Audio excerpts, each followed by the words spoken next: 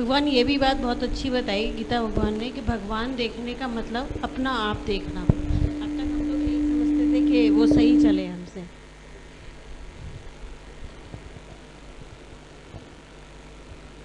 गुरु कर सकता है, तुम भी कर सकते हैं, ये सब बात तो सही है, लेकिन जब तक कोई भी अपने आप को गुरु के अंडर में नहीं चलाएगा तब तक नहीं कुछ कर सकता। जब ज्योत के पास बुझा हुआ दीपक आता है तो ज्योत उसको अपने जैसा ही जागृत कर देती। और ज्योत के करीब आना वो बहुत ज़रूरी है। तो गुरु के पास खाली ऐसे बाहर से करीब आना ये मतलब नहीं है,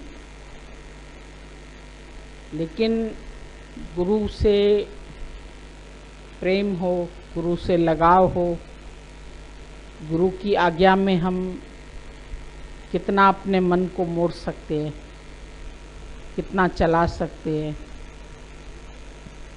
क्योंकि जब तक ये मन किसी के भी अंडर में नहीं चलेगा, इसका अहंकार नहीं मरेगा। और जब तक अहंकार नहीं मरेगा तब तक आनंद नहीं आएगा। जिस जिसको भी प्राप्ति हुई उसको गुरु के सानिध्य से हुई। गुरु के कहने पर जिसने अपने आप को मिटा दिया, जिसने अपनी खुदी को ख़त्म कर दिया, जब खुदी गई तो खुदा भया। और खुदी जाती है गुरु के संपर्क में, और गुरु का साथ तभी कर सकते हैं जब गुरु से इतना तुम्हारा प्रेम होगा। जब प्रेम कम होने लगता है तो मन भागने की खिड़कियां ढूंढता है, अलग होने की खिड़कियां ढूंढता है, कहीं ना कहीं अपनी चलाना चाहता है। तो ये हमेशा अपने आप को चेक करो कि तुम्हारा मन किसके अंडर में चलता है। तुम अपने मन को खुद चलाते हो, तुम्हारा मन गुरु की आज्ञा में चलता है। जो गुरु की समझ है, जब तक उसकी समझ तुम्हारी समझ न बन जाए, गुरु देने के लिए तैयार है। नैना गुरु के पास गया तो गुरु नानक साहब ने उससे उसका नाम पूछा। बोला जी लैना। बोला लैना तो जी करके देना। अगर तुम लेनेदार है, तुम अगर सचमुच लेने के इच्छुक है तो देने वाला भी तुमको तैयार है। उसके पास भी कोई और काम नहीं है, लेकिन जो लेने वाला है वही अगर आनाकानी कर ले तो कहाँ से देगा गुरु। वो तो वहीं धरना मार के बैठ गया और इतना साथ रहा, इतना सानिध्य मिला उसको गुरु का, जो एक दिन वो उसके साथ रहते रहते उसी का ही रूप बन गया। ज्योत से एक ज्योत को सतगुरु ने पैदा कर दिया। ज्योत से एक ज्योत जब जल जाती है तो दोनों में कोई डिफरेंस नहीं रह जाता है। फिर एक दीपक से दूसरा दीपक जला के देखो, एक मोमबत्ती से दूसरी मोमबत्ती जला के देखो, दोनों एक ही तरह से जलती है, कोई दोनों में डिफरेंस नहीं रह जाता है। और जिससे जली उसमें भी कोई कमी नहीं रह जाती। पूर्ण से पूर्ण की उत्पत्ति होती है। गुरु जब खुद पूर्ण है तो वो मेरे अंदर भी पूर्णता भर देता है, पर उसके लिए पात्रता चाहिए। जब पात्र सही है, साफ है, जिसको और कुछ संसार से नहीं चाहिए, अगर और भी कुछ तुम्हारा लक्ष्य है, कल भी मैंने लक्ष्य की बात की थी,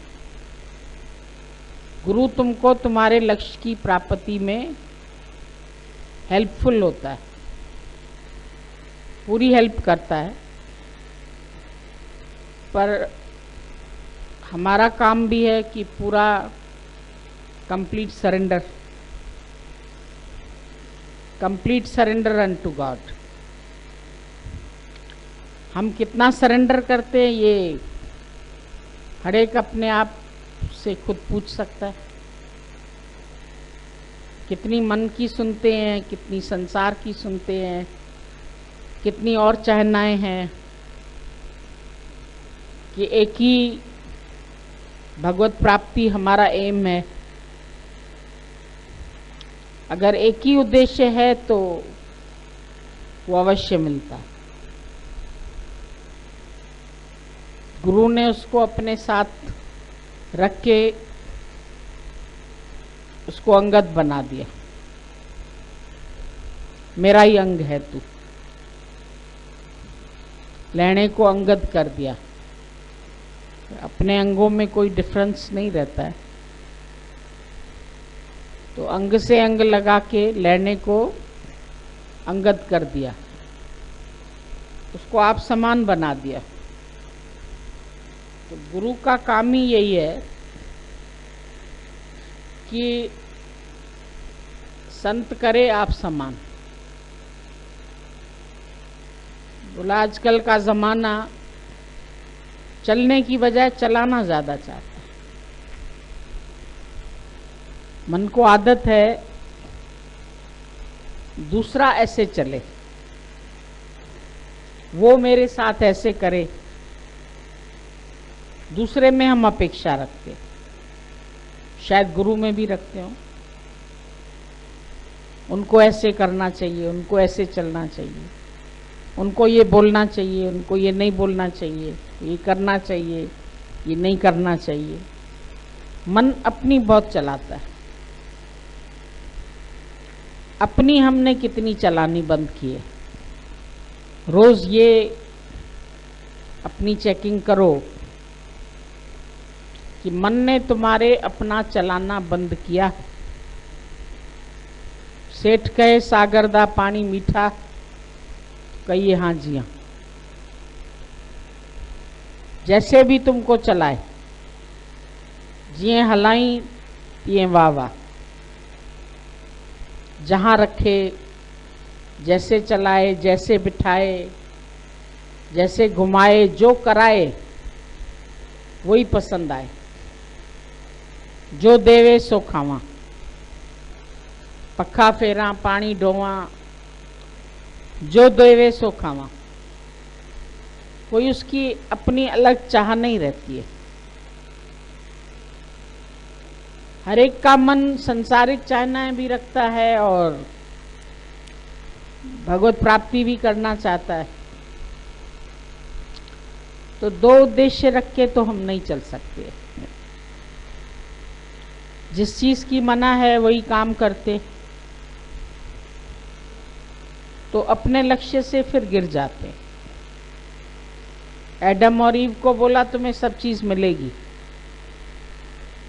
पर तुम अपनी इच्छा से कुछ खाना नहीं। लेकिन फिर पत्नी ने कहा कि कि फल बहुत अच्छा है, ये मुझे खिलाओ। तो तोड़ा फल और खाया। उसी दिन से उनको स्वर्ग से निकाल दिया गया। जो उतना सुंदर बगीचा उनको मुफ्त में प्राप्त था, उसके लिए उनको कोई प्रयत्न नहीं करना पड़ा था। बोला हर चीज तुमको मिलेगी, यहाँ तुम्हें मांगनी भी नहीं पड़ेगी, पर अपनी इच्छा से कुछ मत चाहना। और आज दिन तक ये सुंदर बगीचा तुम्हारे लिए बना हुआ है, आज भी तैयार है हर व्यक्ति के लिए। लेकिन इसमें मना है कि तुम अपनी इच्छा से कुछ नहीं करो। जहां तुम अपनी इच्छा करते हैं वहीं तुम अपने लक्ष्य से गिर जाते हो। इतना तो चाहिए, पति से तो चाहिए, बेटे से तो चाहिए, बेटा ये पढ़ाई तो कर ले, घर वाले ये तो कर ले, वो तो राजी रह जाए, वो तो ऐसा हो जाए। तो मन के अंदर कितनी शाखाएं, प्रतिशाखाएं, कितने विचार दिन भर में चलते ही रहते हैं। केवल एक लक्ष्य रख कर के हम लोग नहीं चलते, जबकि ईश्वर आज दिन तक भी अपने उसमें पूरा है कि मैं तुम्हें सब कुछ दूंगा, और देता ही है, हर एक को देता है। जिसने जीवन में समर्पण किया है उसको सब मिला ही है, और मिलता ही रहता है। ऐसा तो नहीं है कि नहीं मिलता है, पर फिर भी चाहना क्यों रखता है किसी के लिए भी। छोटी मोटी इच्छाएं, कभी बच्चों के लिए, कभी घर के लिए, कभी अपने लिए, कभी अपने वालों के लिए। धन तो चाहिए, ये तो चाहिए, वो तो चाहिए।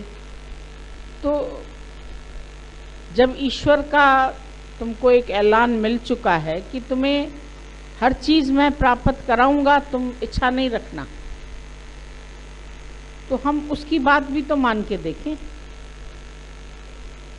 ऐसा भी तो करके देखें। तो देखो मिलता है या नहीं मिलता है। किसी दिन तुमको भूखा रहना पड़ता है, किसी दिन तुमको कोई कमी रहती है। जब तक जीवन है, जीवन पर्यंत हर व्यक्ति को हर चीज मिल रही है। मुर्दे को भी मिल जाता है कपड़ा, लकड़ी, आग। फिर जीवत नर चिंता करे ताके बड़े अभाग। फिर इधर इतने अच्छे ज्ञान में आके हम लोग बोलते भी हैं हमें सतगुरु मिला है, घर बैठे मुझे सतगुरु मिल गया, पाठ पूजा भी की, द्वारे मंदिर गए, योग अभ्यास से मुझे मिल ना सका, किसी उससे नहीं मिला, साधन से नहीं मिला, यतन से नहीं मिला, पर घर बैठे मुझे सतगुरु मिल गया। और मिल भी गया और फायदे भी देख रहे हो, प्रत्यक्ष फल भी गुरु मिलने का, शांति और आनंद। और क्या फल चाहिए तुमको? खाना पीना चाहिए। हर व्यक्ति का मेन उद्देश्य क्या है? शांति और आनंद की, और भी कुछ चाहिए?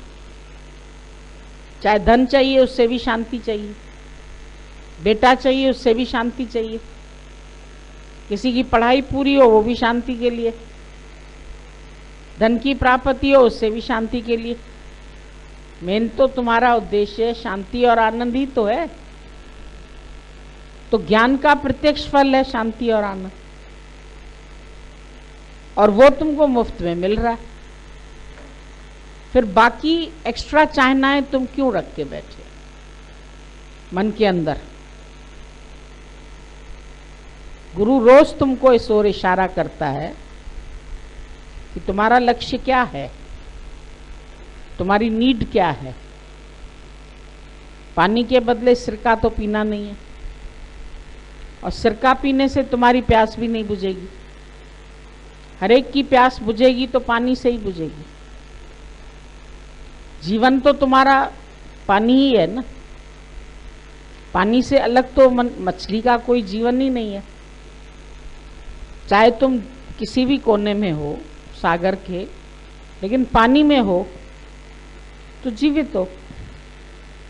कहाँ भी बैठे हो तुम्हारे इर्द गिर्द पानी होना चाहिए। पानी के सिवाय तो फिर तुम्हारी मृत्यु है। कई बार कई लोग बोलते गुरु से दूर होके शायद हमारी उन्नति ज़्यादा होगी। पानी से दूर होके मछली की उन्नति होगी क्या? कितनी अच्छी उन्नति होगी उसकी वो तो तुमको मालूम ही है। पानी से अगर 5 मिनट भी उसको अलग करो तो क्या उन्नति होगी उसकी। उसी समय ही उसकी मृत्यु है। उसको मारने के लिए कोई हथियार चलाने की ज़रूरत नहीं है। उसको सिर्फ पानी से अलग करके रख दो। तो मनुष्य को भी जिस वक्त भी परमात्मा से तुम अलग अपने को करते हो, उसी वक्त ही तुम जीते जी मरे हुए के समान हो। मतलब तुम्हारी कोई खुशी नहीं, कोई आनंद नहीं, कोई चेहरे पर मुस्कुराहट नहीं, कोई दिल में उमंग नहीं, कोई उत्साह नहीं, कोई हंसी नहीं, कोई प्यार नहीं। गुरु से पूछा आपको हम क्या दे सकते हैं भेंट?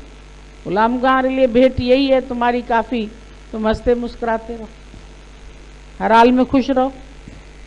और हमको क्या भेंट दोगे? हमको कोई तुम्हारी चीज़ें चाहिए क्या? तुम्हारे कपड़े चाहिए, तुम्हारा खाना चाहिए, तुम्हारे फल चाहिए, क्या चाहिए? वो क्या उसके पास नहीं है? उसी ने ही तुम्हें भी दिए, तुम उसको क्या देंगे? फिर ऊपर से कह देंगे कि तेरा दिया तुझको अर्पण, दिया हुआ तेरा ही है, तुमको अर्पण करता हूं। तो क्या अर्पण करके करोगे? उसके पास कमी हो तो अर्पण करो। कभी उसने तुमसे कुछ मांगा?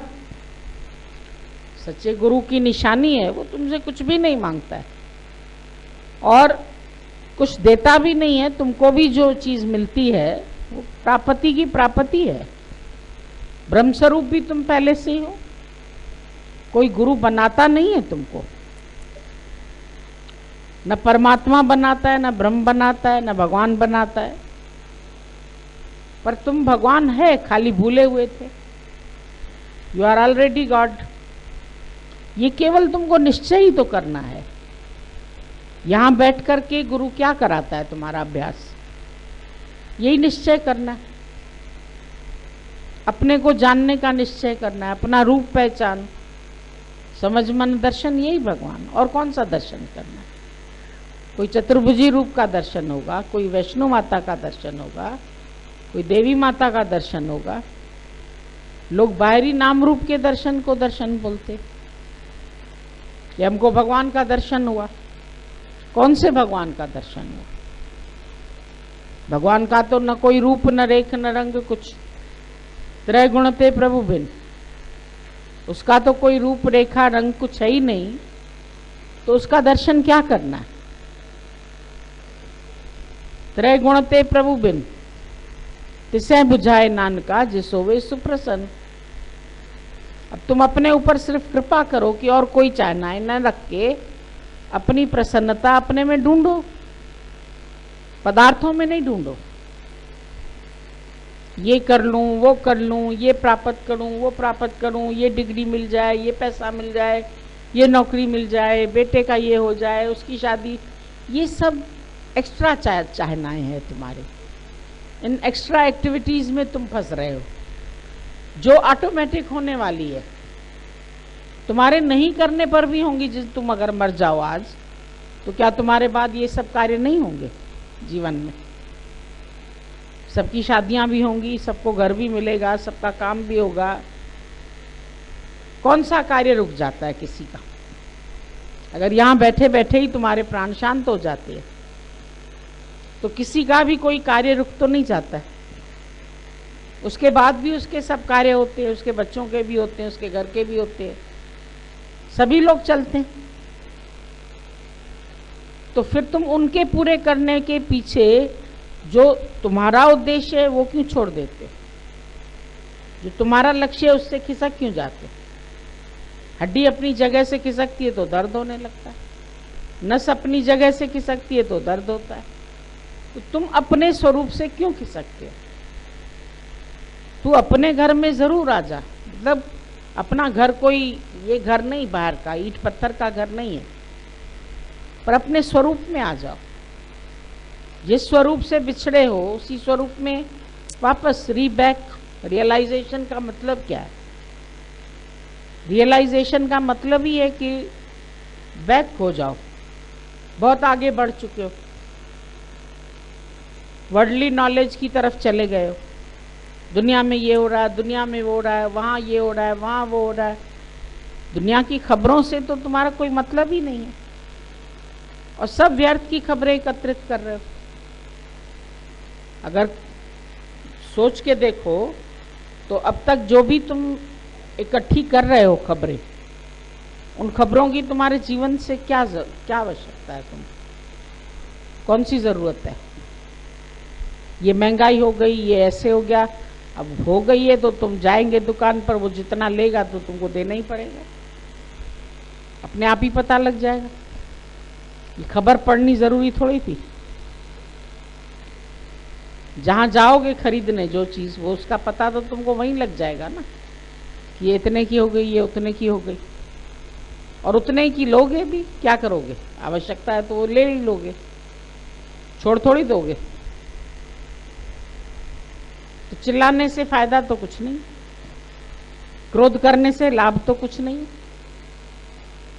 शक्तियां अपनी ही तुम वेस्ट करते हो, धीरज में नहीं बैठते हो, प्रेम से नहीं बैठते हो। एक क्रोध करने में तुम्हारी कितनी शक्ति वेस्ट होती है, कितनी जलन होती है, कितनी कुड़न होती है। और किस पर करते हो क्रोध? औरों को सुधारने के लिए, औरों को ठीक करने के लिए। उनको ठीक करने का ठेका लिया है तुमने, सबका, सारी दुनिया के सुधारने का ठेका लिया। बाप बेटे को सुधारता है, सास बहू को सुधारती है, बहू बच्चों को सुधारती है, सब सारा दिन दूसरों में पड़े हुए। दिमाग तुम सारा दिन देखो तो अगर विचारों की तरफ ध्यान देके देखो तो विचार किसके विषय में चल रहे हैं? अदर इज हेल, दूसरा है ही नरक। अभी का अभी तुम्हारा शरीर शांत हो तो यहीं का यहीं सब छोड़ के चले जाओ, जिनके चिंतन में अभी बैठे हो। तुम्हारे साथ रहने वाला कुछ भी नहीं है। कुछ नहीं होता तो तुम्हारा कोई इलाज ना होता, कि तुम्हारी बीमारी न जाती, कि तुम्हारा दुख न जाता, या तुम्हारे मरने पर तुमको कोई कफन न डालता। क्या इकट्ठा करते रहते? भूसा। वैल्यू क्या है मनुष्य की? शांत हो गया तो उल्टा इसके ऊपर खर्चा ही करना पड़ता है। इसका कुछ पैसा थोड़ी मिल जाता है। अगर मुर्दा बेचने जाएं तो इसका कुछ मिलेगा थोड़ी। पशु मरे तो 10 काज संवारे, मंच मरे किसी काम ना आवे, है भी किसी काम का नहीं। और अहंकार बहुत। मैं मुझे गाली क्यों पड़ी, मुझे क्यों कह दिया, मैं ही क्यों करूं, और क्यों नहीं करे, दूसरा क्यों नहीं करे। अरे तो तुम्हारा शरीर घिस जाता है क्या? प्यार करने में भी मैं पहले क्यों करूं? उसने तो किया ही नहीं, वो तो मुस्कुराया ही नहीं, वो तो हंसा ही नहीं, वो तो बोला ही नहीं, तो हम क्यों बोले? हम कोई छोटे हैं क्या जो हम पहले बोलें? घिस जाएंगे।